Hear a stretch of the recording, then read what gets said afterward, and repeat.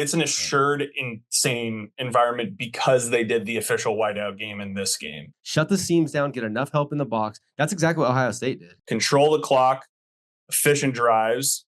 We have to convert in the red zone, and you have to limit the explosives in the run game. All right, dog fans, before we hop into the show, don't forget to hit that like button and subscribe to the channel. It really helps us out, and we appreciate the support. Thanks to our sponsor, Simply Seattle, we'll be picking out one lucky new subscriber to win free Washington Huskies t-shirt and hat. To enter, just subscribe, drop a comment below letting us know that you've done it. You can be out there flexing that new Husky drip, that new Husky swag in no time. Plus, don't forget to check out Simply Seattle's QR code at the bottom of the screen, which will take you directly to their website for all your Washington Husky apparel needs. Good luck. Go Dogs. Thank you for everything. Welcome to the Dubbed Up Podcast. I'm your host, Mike Flaunt. Today, we are looking forward to UW's trip to Happy Valley. I got my guys Izzo and Noah with me. Fellas, this is a really, really big game. It seemed very daunting a few weeks ago, but as we've looked at things and as we saw what UW did to USC, it's feeling a little bit more winnable, at least to me. How are we feeling going into Happy Valley? It's going to be a tough game. I'm going to start with you today, Noah. What's good? What's up, boys? How we doing? Man, it's going to be a fun week, man. You know, I didn't know this when I was kind of researching for this game. You know, this is the first game UW's ever played in Happy Valley. It's kind of fun. I mean, Big Ten kickoff, you know, with this, and you know, Penn State, man, you know, they're doing the whiteout, which is like the, you know, people say 100,000 plus people. It's like the craziest environment in college football. You know, it's a very argued thing. But man, Penn State, man, they're coming off a grueling game versus Ohio State, and UW's kind of coming off, you know, a nice win versus USC. So it's, you know, I think the question for me really is, as I'm looking at this, is like, how will these teams respond? You know, I think there's this nervousness kind of looming with the college football playoff for Penn State. You know, if they take another loss, like what does that look like, especially to a team like UW? You know, and it's when I kind of got into this game, you know what this team kind of reminded me of a little bit, and people are going to be like, interesting, is this team actually reminds me a lot more like Michigan than I think people realize. Michigan from this year? Yes, absolutely. and I know people are going to be like, well, they don't have the talent, they don't have the athletes, but hear me out on this. Good running game, very good tight end play. The difference, in my opinion, is this Penn State team has a quarterback that can kind of be more of an actual threat than if Michigan had a threat. I still think they're a pretty good football team. But where I'm going with that is I think UW actually matched up well versus Michigan. I think UW can match up well versus Penn State. The biggest difference for me is we played Michigan on Montlake, and this game's in Happy Valley. So yeah, I think that's kind of the big kicker for me. Yep. Is that what you thinking? It's an interesting comp because I feel like to play devil's advocate, because the quarterback position is the most integral position, and the fact that they have like a very, you know, probably a top third, would we agree on in college football, top quarterback in the country, that it kind of adds an additional layer, and you can't sell out. But I get where you're going with that. It's like both physical football teams with similar strengths, except for Penn State has this additive quarterback. Yeah, I'm what's going to be an interesting thing about this, and you know, I expect that Penn State will come out angry and not dejected, but that Ohio State loss had big time implications. Now, Penn State's, as it sits right now, is still a college football playoff team. Even if they probably lost this game, they might have a chance to still find their way in, but it'll be interesting to see who shows up and if that's going to factor in. USC was able to do a lot of things to Penn State, and they gave up that game. They should have won that game. They were winning in the fourth quarter, gave it up, and lost. Though that was at home, they weren't on the road. I feel like what we do offensively is similar to what was successful against Penn State in that game. So I'm of the firm belief that if we can figure out how to turn that corner, we can be very effective against them. That being said, in 4 trips to the East Coast, we're 0-4, and we haven't been able to get over those penalties and dumb mistakes. And I think the line on this, just to set the stage here, I think the line moved actually toward UW, and it started at 13.5. Last I checked, it was 13. I don't know if it moved back. And just a little footnote, ESPN FBI has got Penn State at 87.3% on this. So, whatever that means. Has We'll get anybody into it. has anybody ever looked at that FPI and like Been like, yeah, that's the answer. well, no, that too, but also has anybody ever looked at like, done some like analytics trend to be like, okay, yeah, these guys actually like this I don't FPI know. predictor is actually pretty good. You know what I'm saying? I have no Yeah. idea. Yeah, I don't know I mean, they just roll it out there every week and tons of prediction shows use it as You know some what? Hey, all you guys watching, if you could put those down in the comments, let us know if that's facts. Yeah. We crowdsource everything else, right? Crowdsource, yeah, I was just gonna say, at a baby. All right. See, I'm learning. I'm learning. Yeah. All right. Yeah, let's get into it. I'll just say this, the last thing on high level thoughts here, like, we should not downplay the home field advantage here. big Like, time. No. the fact that this is the whiteout game does not bode well for us. I mean, it's going to be as loud of a game for sure for 99.9% of the players on our team. It'll be the loudest game that they've ever played in to start. So I believe that. I believe that as well. Yeah. I think it's gonna be crazy there. Like I said, it's a unique scenario because of the Ohio State loss and what that means to them yes, before this, but that also could mean nothing. yeah, It is what it is. And hopefully they're looking past us, but I doubt it. All right, let's take a look at that Penn State offense. Like if you look at them in a lot of their wins, they can run the ball really, really well. But one of the interesting things that I noticed, and especially watching that USC game, was how much they come out in spread formations and lots of wide receivers. They hit that tight end 44 a lot. They run it with him a lot. The quarterback almost reminds me of a poor man's Ben Roethlisberger. That would be the best analogy I could come up with it. He's not, you wouldn't say he's a mobile quarterback, but he can move. How do you guys see UW's defense attacking this Penn State offense? And what about this Penn State offense really sticks out to you? We'll start with you on this one, Izzo. yeah.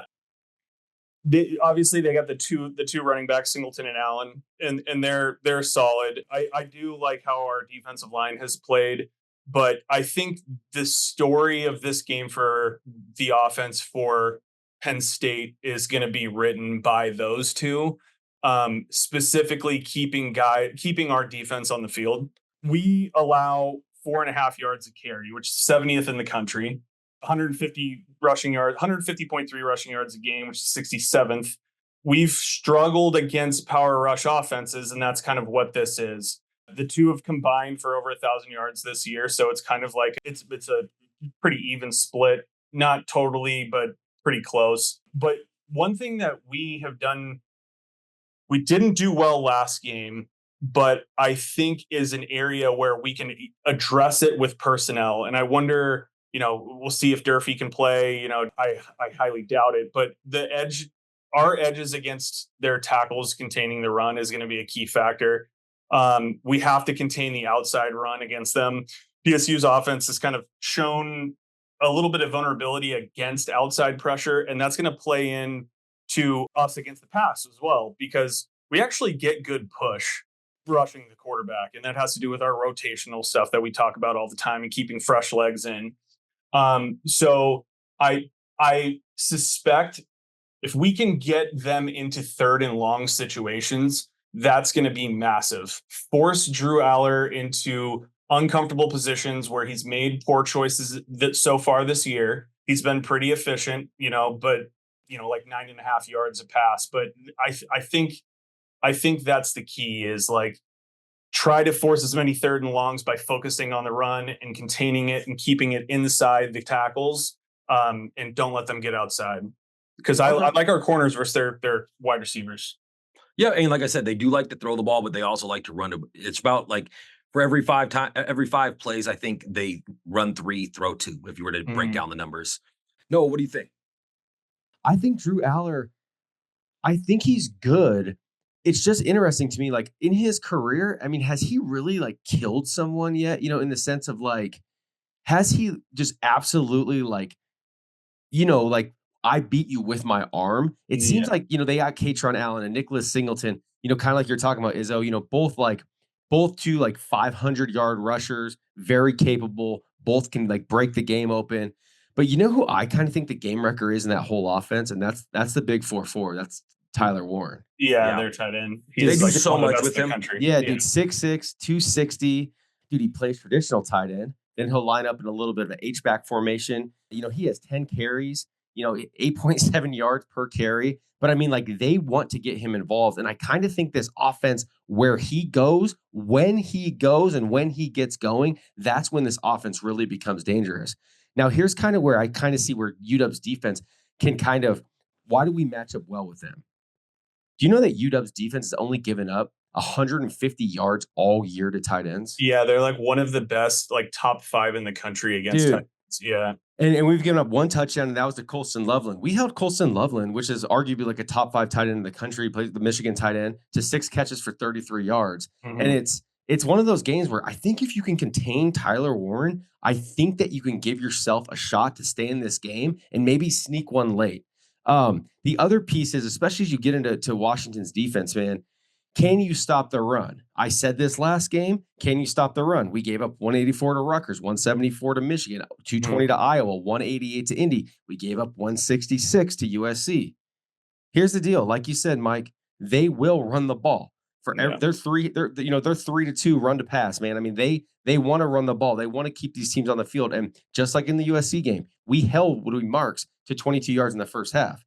Then he hit us for 101 in the second half. And so that's going to be the thing, is like, what can we do to shut this down? So, Izzo, you're right, though. Steve ahead, Belichick has to be ready for that, because in every game since Indiana, that switch to power offense, we haven't really been able to stop.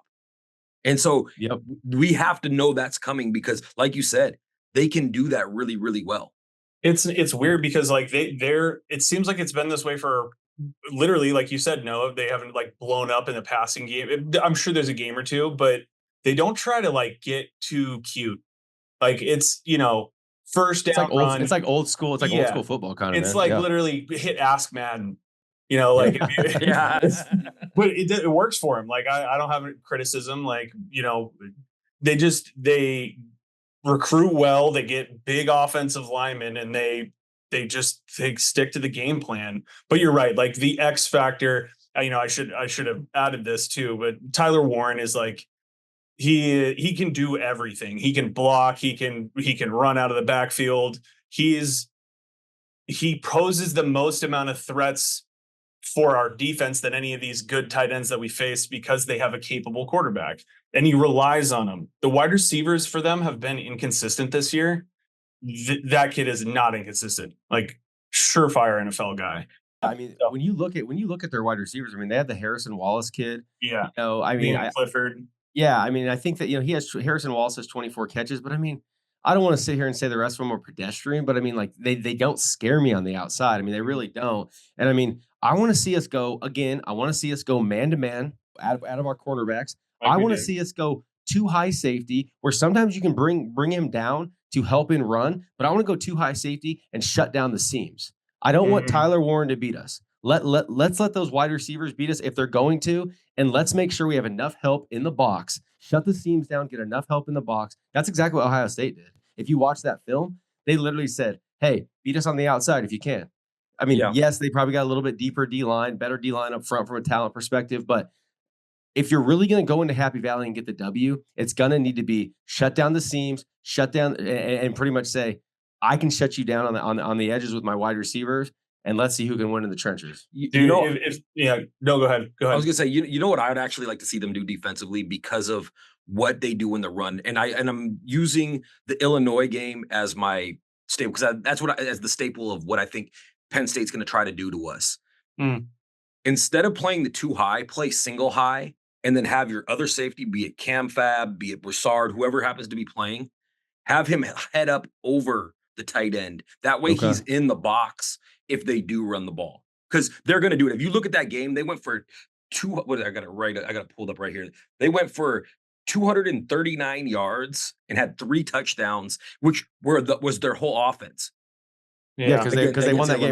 They won that game 21-7, right? 20. Yeah, exactly. 21-7. So they were able to stop the passing game, but they got ran all over, and that's what ended up. Like I said, it wore on them as the game went on, and so I think that's what they're going to have to stop.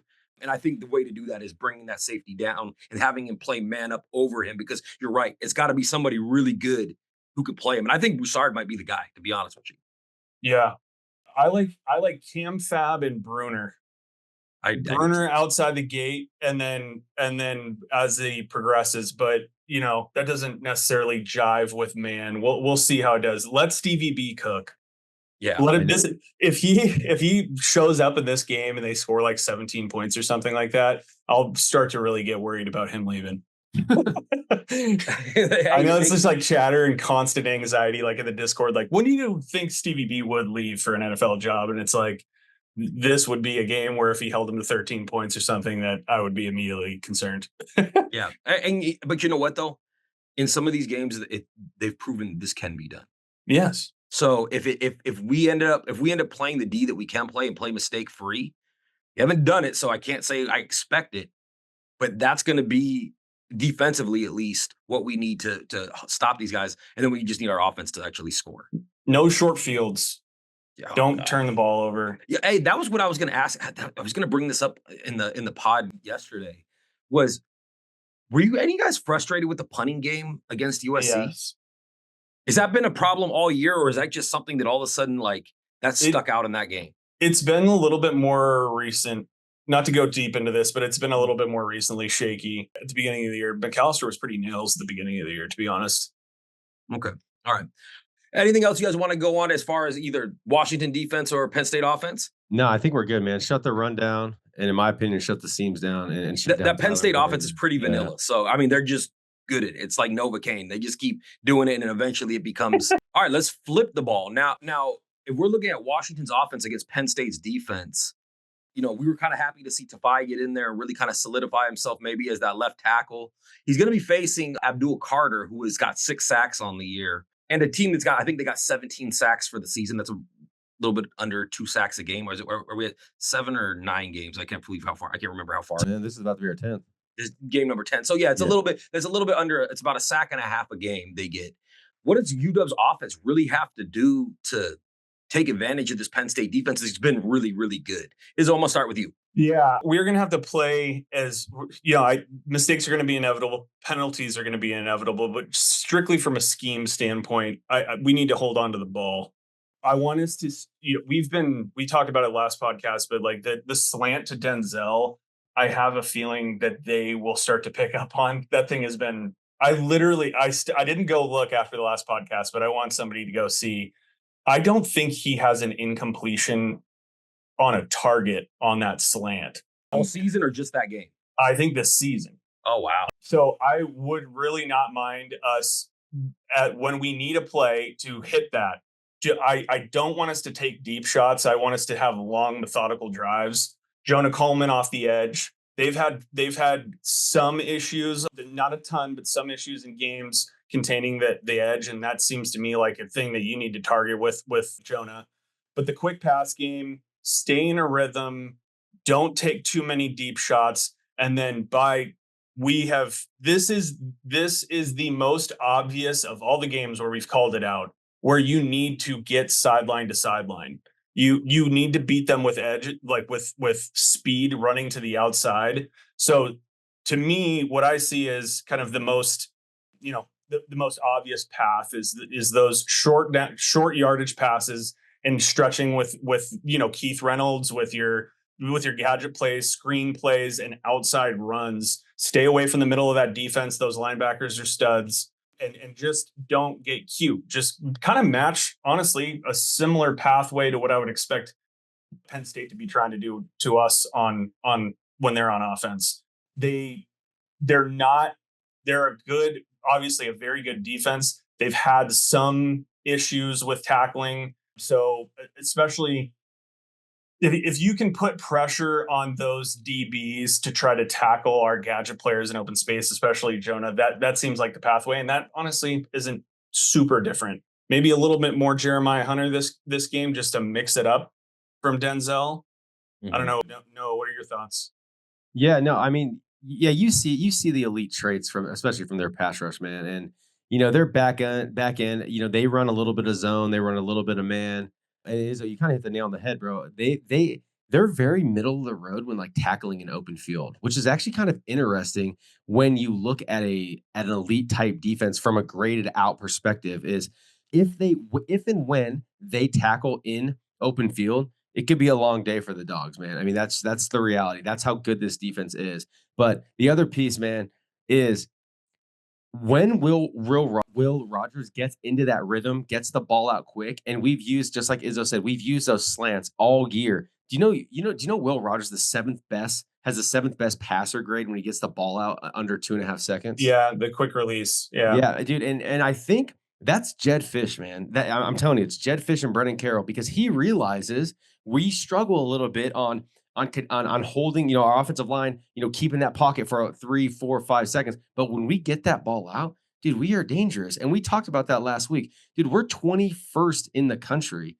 on efficiency, from the 20 to the 20. Now, it upticks when we get in the red zone. So we need to get that. We need to get that. But this is a game, I'm telling you, if you get in the red zone, dude, no penalties. If you have to, dude, you can kick field goals in this game and stay in it. I'm telling you. This Penn State offense is an offense that will kind of let you hang around. They're not, dude, very rarely, man. That Iowa game, for example, every little niche in that game kind of was like flipped us on the back end and kind of got us. That doesn't happen all that often where every single thing goes bad for you. If you can get in the red zone and actually get scores, dude, you definitely kind of hang around in this game. I'm telling you, it can be one of those games where, you go late in the third quarter, you go into the fourth quarter. This could be a 17-14, 17-13 game where, hey, you get a stop. You might have an opportunity to take the lead late in the fourth quarter. No, I think you're right. I think that what Izzo was saying about the getting on the edges. If you watch the USC game and look at what Marks did to them, they had such a hard time containing Marks. And I'll tell you what, Marks is like a skinnier Jonah Coleman. Like, he's quick and moves fast, but Jonah Coleman runs with more power than him. And when I was watching the film, I was like, if we get Jonah Coleman doing that, he's going to break the tackles that Marks didn't. And so I think there's a lot to be said there. And also, go look at Penn State's schedule. Besides Illinois, they haven't played anybody. They really haven't. Wisconsin, USC, UCLA. And they got beat by Ohio State. Yep. And Wisconsin held them to 28 points. But they have, when they were tested, they weren't as good as they were when they were playing Kent State and hanging 56 points on them. Yeah. Really quick, let me say something just to Mike's point. The biggest thing I see with this team is, for whatever reason, it's not so much their offense, not so much their defense. They weirdly allow teams to hang around like for way too long. Like, if you're really a top 5, top 7 team in the country, what did we used to say last year about UW? There was a couple games where, man, we were like, dude, you got to step on these guys' throats. And, we get J-Mac back, and dude, we turn into a completely different team. But with this team, they're fully healthy. It's like, you need to step on some throats here and just put teams away so you don't let them hang around. Go ahead. That's facts. Yeah. I mean, so I think that to summarize, like, I think the way it sounds is that we feel confident that we can move the ball down to the red zone, and that they will give up points. My fear with this game is that there's a really clear kind of mismatch, statistically speaking, is that they're really good in the red zone, and we have been bad in the red zone. Yeah. Now, that's a strong fact. That if you were a Penn State guy, that would be the first thing I'm talking about. Here's some hard hitting facts right there for you guys. But no, I think you need to get cute in the red zone and mix it up. RPOs, play action, just get creative down there, because their defense stiffens up down there, because it just plays to their strengths. They don't have to worry about those DBs making open field tackles, and that has really clearly been their inconsistency on defense. And maybe throw that fade pattern to Denzel, but throw it correctly. Because I want to see him jump. I hope that we have like a bunch of different plays in the red zone that we're getting down there, because we're not going to. I don't expect us to score on first down in the red zone down there. So have a 4-play plan when you get down there. Don't try to run a crack toss to Jonah Coleman on the short side of the field and give us PTSD. Like, get creative, have a plan. Dude, the other piece is, don't kill yourself down there. Like, we have too many penalties, man, that are drive killers. You can't get a holding. You can't get a false start. You can't get a substitution infraction. When you're going on the road, I'm sorry, especially when you play a team like Penn State, who is disciplined. You know, they got Tom Allen that just came in from Indiana. He's their defensive coordinator now. I mean, dude, they are disciplined, and you can't go across the country. That's the thing about UW. We don't have the team this year that can make mistake after mistake and stay in games and go across country and win. And so it's like, this is a game where you have to see that if you're going to have a chance to win this game on Saturday. Their edge play too is another thing. You know, that's their strength on defense. Frankly, you know, if there's one, you can highlight a few things, but it'll be interesting to see what happens with the tackle rotation, because I think we wanted Tafai to be solidified in that. But you know, if the staff feels like as players get tired that they tend to be more, you know, kind of more, they can tend to commit more penalties, then, you know, you need rotate it then. Yeah. Like, I don't care. I'll take. It's going to be. Who would you want to see be that second tackle then? Do you want to see McCree or do you want to see Solo? Dude, I don't know. Maybe Solo, to be honest, in the red zone, just because of the size. But man, I don't know. Dude, give me Tafai, man. Let's see what this young Buck's got. I mean, bro, this is Abdul Carter's one of the, if not the elite edge in college football. So let's see how good this dude is, man. I mean, we've heard a lot about him, man. That's true. Like, that's true. Let's see how good this kid is. But what I'm talking about though is because what Izzo was saying is he still needs a blow every once in a while. That's the reason why, at least that's what Jed was saying in the press conference this week, that was why the other tackles were coming in, was because he needs a blow every once in a while. And so my question is, if you're going to, who do you want to be that number 2 tackle coming off the bench in this game specifically? Because personally, I want to see McCree, just because I think he's handled himself better and he seems like he's been there as opposed to where Solo is at this moment. Yeah, I just wonder about their size at edge and McCree there. So I don't know what the answer is. Mm-hmm. I feel strongly that if UW wins, it's because they had long sustained drives, like a really similar game path to USC and Michigan, but with UW having a larger time of possession. That's going to be imperative. Yep. Well, if we can't get them behind the sticks, it's going to be a long day for us, because they're going to just pound us with the rock, or pound the rock with the run. And you know what? Remember, I think Izzo, you were the one that said this about the Indiana game, where you were like, I want to see us receive the ball and start, and score quick. I think we have to do that in this game. Michigan and SC. That's what I'm saying. We scored on the first drive on both of those? We didn't. No. I don't know if we haven't scored. I was like, have we scored on the first drive this year? No, I have not. But we took the lead. Mm-hmm. We had the lead. I think we went up 10-0 on USC to start. I know we were up 3-0 at the beginning of the game, and I'm 90% sure the same thing happened with Michigan. But anyways, yeah, I think that's a thorough breakdown of what needs to happen there. All right. Anything else you guys want to get into before we move on to our predictions? Let's do it, dude. I got a question for you guys. Have you ever wanted to walk into Husky Stadium where there's 70,000 people and be the best looking person in the stadium? If you have, make sure you go to Simply Seattle, hit that QR code. Our good friends at Simply Seattle hooked us up and we look great. You see that QR code? Make sure you snap that, go check it out. Get all the Husky gear you want, plus Mariners, Sonics, Storm, all that stuff, everything at Simply Seattle. While you're at it, be sure to check out the Dub Discord community with over 2,700 members. It's the largest organized chat room for all things Washington Husky athletics. You want insider access? Our VIP membership unlocks exclusive chat rooms and rumors you won't find anywhere else. Hit the QR code on the screen and join the conversation today. Go Dogs. Thank you for everything. All right. I'm scared. Our favorite part of the show. We're going to predict who we think is going to win this game on Saturday. I started the last one with you, Izzo, so we're going to start with Noah on this one. Noah, what's your prediction for this game? All right, boys. If this game was in Seattle, especially coming off that tough, Ohio State emotional loss, I would actually take the Dogs in this game. I really would.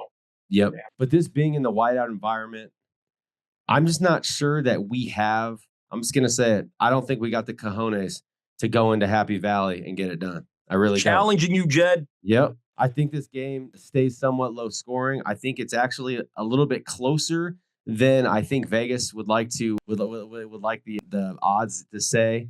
But this is kind of a Penn State type slugfest that I just don't know if UW has it to go cross country. Penn State 26, UW 17. Oh my God. That hurts. I All right, literally Izzo. I Izzo, literally have- I know how you feel about these. Hit me with I have to adjust mine because I am Just one say point. it. I'm if you got one it, just point say away it. from you. Yeah, that's funny. I think UW covers in this game, but I do think I agree with you that we end up taking the loss. Our pathway is this, to summarize: control the clock, efficient drives. We have to convert in the red zone, and you have to limit the explosives in the run game and get them off the field and force Drew Aller into 3rd and longs. And you have to not have penalties. That's a lot of things that have to happen. So I just don't. This isn't the right game when they have so much on the line to call for an upset. I've got 27-17 Penn State. That place is going to be bonkers too, man. I mean, that place is going to be wild. It's an environment I would love to close my eyes. It's go an back assured, and play it. Oh, totally. It's an assured, insane environment because they did the official whiteout game in this game. They had one earlier, but this is like the official one. Yeah, I agree. Now, so for me, I have the one that I would bet money on, and then the one that I really think is going to happen. The one, if I was betting money and it was dollar signs, I would probably bet Penn State 23-16. But I actually believe that especially because of the Tafai thing, changes a lot for me. Yeah. It was something that when we were going into the Indiana game and all that, we just didn't know. And especially when McCree was gone, it's like, oh, wow, we're screwed. With Tafai playing the way that he is, it gives me a lot more confidence. And I'm going to call this UW 23, No way. Penn State 17, and we bring home a win from the big house, and it'll be huge. Get bowl eligible now with 2 games to go, and Jed gives us hope in everything we can reach for the next season. Oh my God, I hope Look, so. if we go into Beaver Stadium and get a dub, I'll tell you guys right now, that is a What tattoo are you getting? I was going to say, what song are you going to sing on the show? Something good. It won't be Coming to Miami, though. No, whatever is not going to get us demonetized or whatever. No, I don't know what that is. No I'll sing something good. Hey, I will say this, Mike. I want to ask this before we jump. If we do win the game, 23-17, and obviously it doesn't have to be that exact same score, but is this a game where you think, yeah, maybe they get yardage against us, but our red zone defense shows up enough where they have to kick field goals and it kind of just like lets us hang in the game? I think it has to. But I think the biggest thing that would make this happen is us getting them behind the sticks early, where they have to count on Aller in that passing game and have to move away from the running game and what's made them successful. I love and that. I think that plays into our defense's hands. Agreed. But we're going to need Bruner. We're going to need Tupatala. We're going to need Kamari House. Like, the linebackers are going to have to play flawless because I think the D-line will do okay. I think not getting caught up in the wash and making sure we contain everything when it comes to the run. So they have to throw, because look what happened when USC had to throw. We forced 3 turnovers? Yep. I think I think that's what we got to do, because I watched Aller play. Aller is a decent ball player, but he's not. I'll tell you what, his numbers they're not what Will Rogers' numbers are. Yeah, I mean not even close. I think he's got 9.7 yards per completion. 12 touchdowns to 5 interceptions. 5 picks. Last year, I think he had 2. Did he have 2 last year? It was like he had like 25 touchdowns, 2 picks. I mean, dude, I wonder what changed in their offense. Like, is it the receivers? Like, literally, like that's it, or they just have a more reliable run game, and so he doesn't catch into a rhythm. When they tried to throw and get back into that game against Ohio State towards the end, they couldn't do it. Dude, that was weird to me, man. Like, I'm telling you, like, my buddy Spencer, man, you know him, Izzo. We talk about Aller, and it's like there's something about him. It's like I don't know I think it's like he has all the tools. He can run. He's big. It's like once the ball is hiked to him, his like in-game, in-play, like processing, if it's not what he thinks it's going to be, I think he struggles to like read through the progression of the play. I really do. It's like it's really weird, man. he throws on his back foot a lot. Mhm. It seems like he's still not that polished number 3 quarterback coming out of that class. I mean, like, And that Right. line gives up about a sack a game too. So he's been sacked 9 times. I will say they're really deep and talented. oh yeah, I wonder if that's going to play a factor, because the way that these two teams align up is like very balanced, and I can't see that both staffs aren't like, we need to win the time of possession. Like, absolutely, that is a must. We're not going to run it up on either one of these teams, and so some of this is going to come into who's the deepest. And honestly, on defense, I don't really have concerns. Outside of linebacker, past Kamori House, but if they run the ball, bro, if they run the ball and run and run and run, everybody's gonna be tired. it's gonna be a long. That's why the night offense in has Happy to do Valley, something. dude. It has to do something because I think, like we've been able to show, we can stand up against that run in the first half. It's that second half Yep. when it's just pounding and pounding the rock. But you know what's interesting? I was going to bring this up because we were talking about Warren, the tight end. So he leads them in receiving, right? 51 for 606 and 4 tutties. He's a savage. As a running back, he's averaging 8.7 yards per carry on 10 carries. And then he's also thrown a touchdown. He's got the highest quarterback rating on the team, a quarterback rating of 374.2. Do you think Stevie B is gonna like scheme? Like, we were talking about one of his specialties is taking a specific player out of the game. Do you think that's what they do? Yes.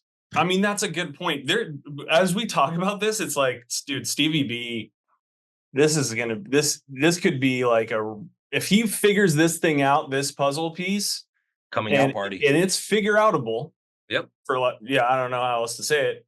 Then that he's gonna be coveted. Yep.